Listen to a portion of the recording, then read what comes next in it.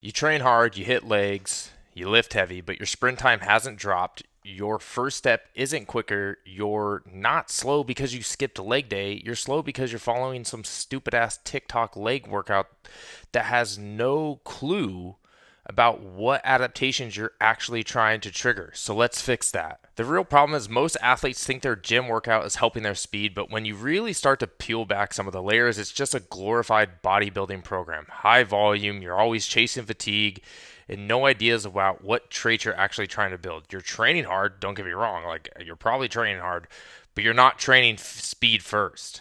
Okay, your lifts don't transfer to acceleration, top end speed, or rapid change of direction. You're really wasting your time as an athlete. The gym should support your sprint work, not replace it. And I think too many athletes lead and try to really lean into the gym is going to solve all my problems in terms of speed when it's exactly the opposite. If you are training incorrectly and not training speed, you are going to get slower. So, what actually builds speed? I'm not just talking about strength for the sake of strength, I'm talking about the qualities that translate.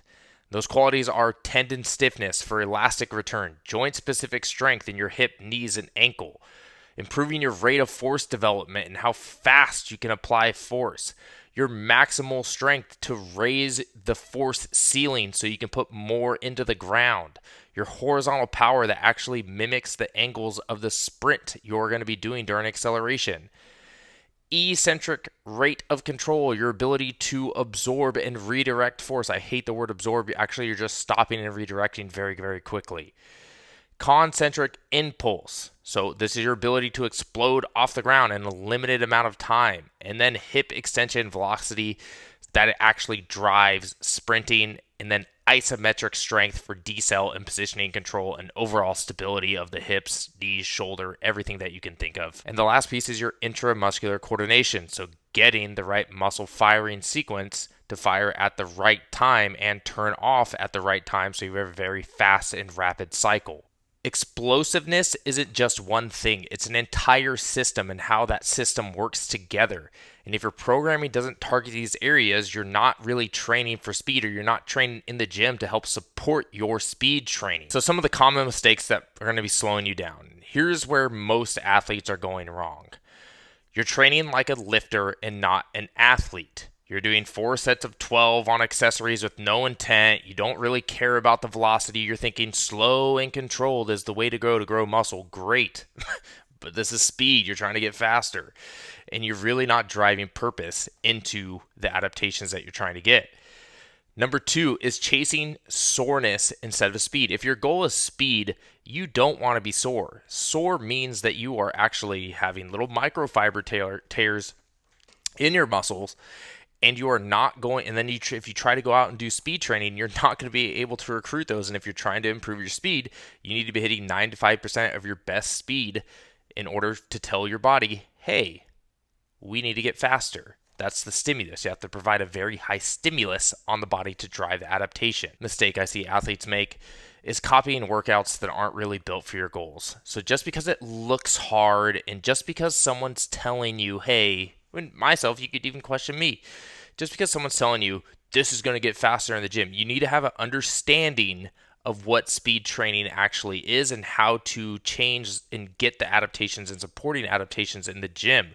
So you're not a bodybuilder, you're a field sport athlete, you need to start training like one. How to train for speed in the gym. So here's what a lower body gym session should look like when your goal is speed transfer. The first thing I would recommend to every athlete, and I've seen it at even the highest level, college, professional level, is you need to have some sort of plyometric based movement. Now this is a whole nother area that we can dive into, whether you're doing more intensive or extensive based plyometrics due to whether you're trying to target the ankle complex and tendon stiffness, or if you're trying to go for maximal like muscular contractile force, power output, or stretch shorten cycle, like whatever your goal is for it.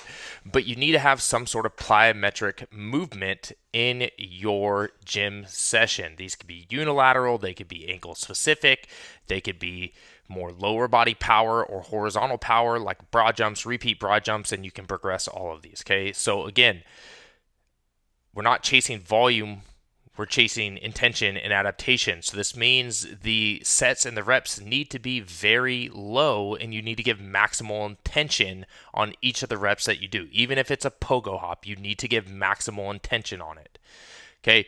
Then you need to have a strength stimulus, something like a trap bar deadlift or front squat or unilateral variation, low reps, again, 3 to 5, maybe high output, 75, 80, 85% of a 1 rep max. And you're just really trying to build some raw force through your main muscle groups, which are going to be your glutes and your quads, and then potentially your hamstrings if we're talking about more of a top speed training stimulus and your hamstrings ability to handle eccentric forces and help you with some of the force production in the hamstring during top speed. Each piece targets a specific part of the explosive puzzle, and it's not just random, it's intentional. Gym work does not equal sprint work. Don't get it twisted. This isn't a replacement for sprint training.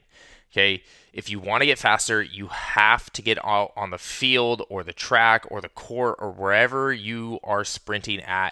The gym is going to give you the tools to apply that force and that development that you created into your actual speed. Strength is the engine, power is how fast it revs up, but you still have to get out on the field in order to make your speed improve. If this is hitting you and you're like, oh crap, I have not been going out to the field and really getting my sprint work in, and one of my goals was actually get faster, don't worry, I got you. You're going to need to sprint at least 1 to 2 times a week in order to see some improvements. And that's why I built the 10-day explosive power accelerator, which is a full training system. And you can see exactly how we do it inside of the peak performance program to help our athletes get faster, stronger, and more explosive. And if you check out the links below, you can get that for completely free. And I'll see you in the next video.